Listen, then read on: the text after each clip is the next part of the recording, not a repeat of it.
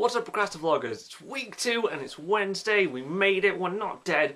I'm alive. You're alive. It's going brilliantly, all according to plan. So to follow on from Bonopha's fantastic explanation of the south of England, I'm going to go and talk about the north, specifically Yorkshire, which is where I'm from, which we tend to call up north. Now the first thing we're probably most famous for is really strong accents. As you can tell, well, you might not even be able to tell because you're not from here.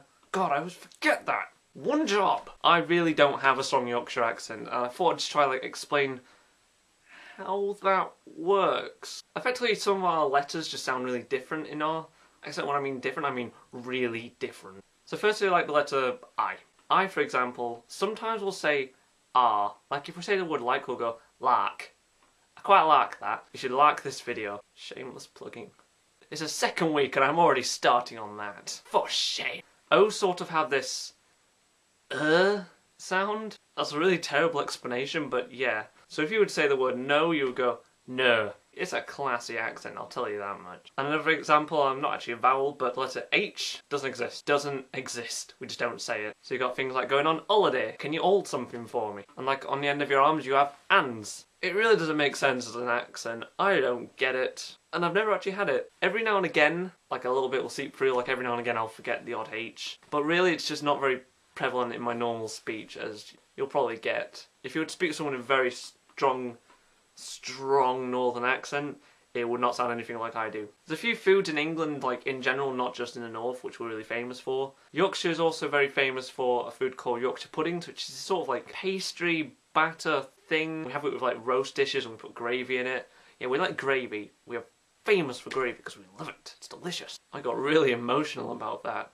We have different foods like our bangs and mash, which is mash and sausages. And the sausage and mash, because the bangers are the sausages and the mash is, yes. Fish and chips, yes, we do love fish and chips. But not just like normal fish, like we put it in batter. Do you do that in America? Do you have fish and chip shops? And Canada? That's why I don't always forget Canada. I love you, Canada! Yeah, we're not really like Italy, who have like pizza and pasta and everything.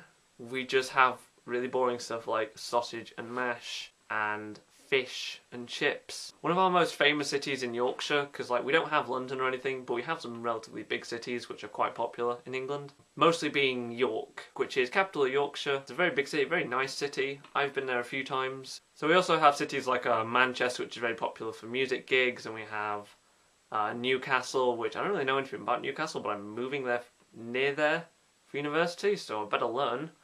And Leeds, which is the best city of all. Take a guess why. This guy's why.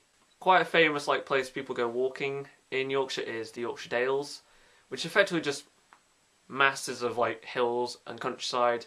It's where we keep our werewolves. I suppose like America and Canada, where you all put them in like high schools and the early years of Michael J. Fox's career. And that's about all I really have to say about the northern part of England. It's very nice. But now basically I'm going to end with a question to America and Canada. Is it true not all of you have kettles in your kitchen? Like that's not just a standard thing. Like ovens. Everyone has an oven. Fridges. Everyone has a fridge. Do you not all have kettles? How do you make tea? Answers in your videos, please, because that concept blows an Englishman's mind. That's all from me, Procrastivloggers. Pilar, I'll see you on